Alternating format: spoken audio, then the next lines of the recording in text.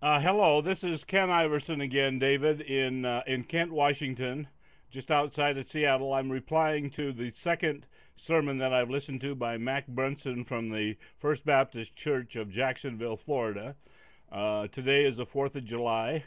It's about let's see, what time is it? Our time here. It's 8:51 a.m. in the morning, Kent time, Seattle time, Pacific Daylight Time. I'm replying to his sermon. He talked this morning about this is for David Wiggins in Jacksonville. I'm replying to his sermon in which he talked about forgiveness, the need for forgiveness. And I'm going to concentrate on one thing, but first let me say a few words.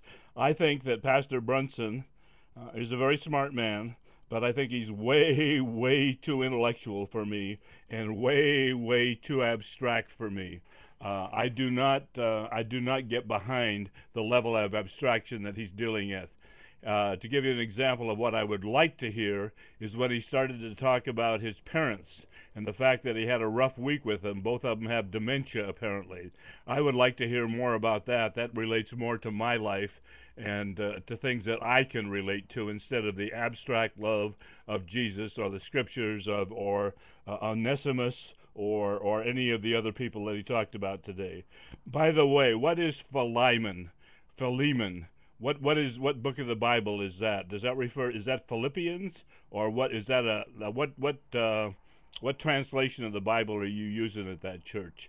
I'm just curious.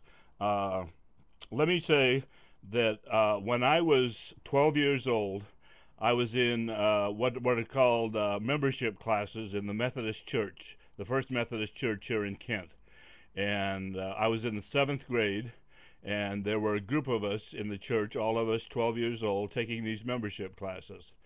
And we got to the point, excuse me, we got to the point where we were dealing with sin, and the minister, the pastor, said we are all sinners. And at 12 years old, I didn't believe that, and I don't believe that now. For forgiveness to be operative, like Pastor Brunson was talking about this morning, you have to assume that people are sinners.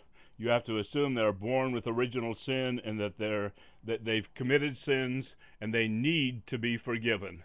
Now, that's where I get. That's where I disagree with the basic Christian teaching about original sin. I do not believe we're born into this world as sinners.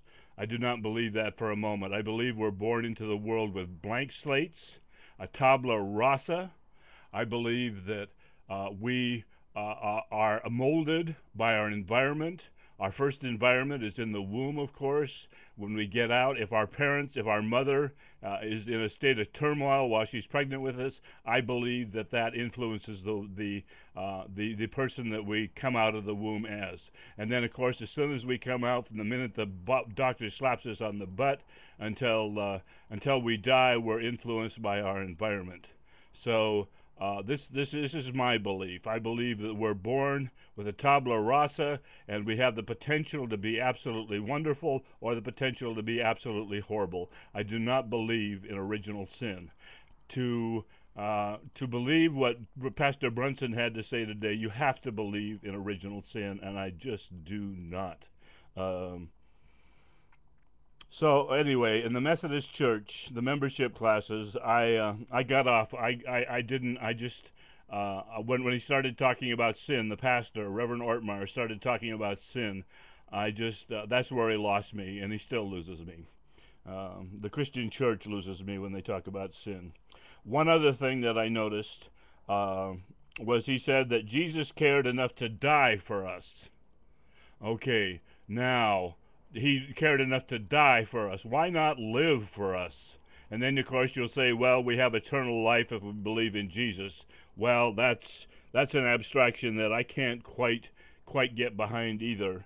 I'm not so sure that I want to stake my life on the fact that a person died for me, and um, if he had lived for us, if he were walking the earth today, and who says maybe he did walk the earth. Maybe he did walk the earth after he died. Maybe he walked the earth many times, and we locked him up in this backward state mental institution. People who said that they were Jesus.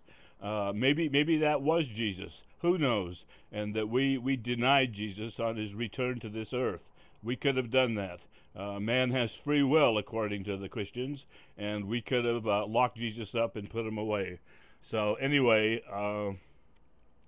let's see, what else do I have to say? I do not believe we're in need of forgiveness because I do not believe that we're sinners. There is a certain amount of condescension involved in what Brunson had to say about forgiving people, going up to him saying, I have received Jesus and I forgive you. There's a certain amount of condescension in that whole approach to life.